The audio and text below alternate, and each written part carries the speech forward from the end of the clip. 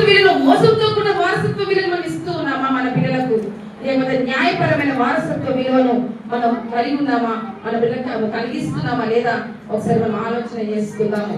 మనం ఇచ్చే వారసత్వం ఎలా ఉండాలంటే నిత్య జీవం కలిగించే వారసత్వం మనం ఇవ్వాలంట. ఈ లోకపరమంతా కూడా తాత్కాలికం అండి. ఈ లోకమంతా కూడా తాత్కాలికం. ఈ రోజు ఒక రోజు ఉంటాం, ఒక రోజు వెళ్ళిపోతుండొచ్చు. ఈ లోకంలో సంపాదించుకున్న కొద్దిగా వెళ్ళిపోతుండొచ్చు. ఈ లోకంలో బాధలు, శ్రమలు, ఇరుకులు, ఇబ్బందులు అన్ని ఇవన్నీ తాత్కాలికమే. కానీ ఆయనతో ఉండే నిత్య జీవం దేవుడు ఎన్నికి వరకు సిద్ధంగా ఉన్నాడు. ఆ వారసత్వం కొరకు నువ్వు నేను ప్రయాసపడుతున్నామా లేదని ఈరోజు మనం ఆలోచన చేసుకుందాం కదా. మన ప్రయాసం అంతా దేనికోసం? ఈరోజు ఈ లోకంలో శాశ్వత ఉడిపడికి వచ్చినాం మనం కాదు కదా. మనకు కావాల్సింది మనకి ఏది? నిత్య జీవం. ఆయన రాజ్యంలో ఉండని కోసం మనం ప్రయాసపడుతున్నాం. ఆ రాజ్యం కొరకు, ఆ రాజ్యంలో వారసులుగా ఉండ కొరకే మనం ప్రయాసపడుతున్నాం. కాబట్టి దాని కొరకే మన సిద్ధపాటని ఈ సమయంలో మరొకసారి మనం జ్ఞాపకం చేస్తున్నాం. ఈ లోకం అంతా కూడా తాత్కాలికం.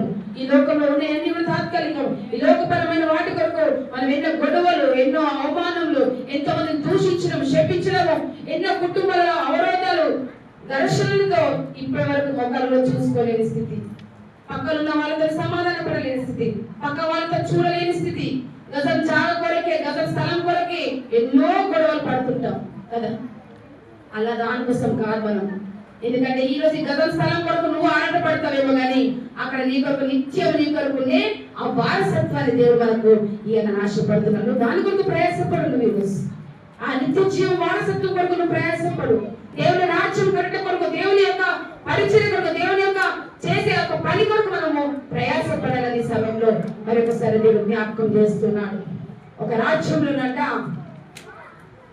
ఒక రాజు ఒక ఆజ్ఞ ఇచ్చినాడంట. ఏమని అంటే, వచ్చే నెలలో ఇదే రోజు నేను నా రాజ్యానికి అందరినీ ఆహ్వానిస్తున్నాడట. అందరూ నా రాజ్యంలోకి రావచ్చు. ఆ రోజు ఆ యొక్క ఊర్లో ఉన్న వాళ్ళందరూ కూడా నా ఇంట్లో ప్రతి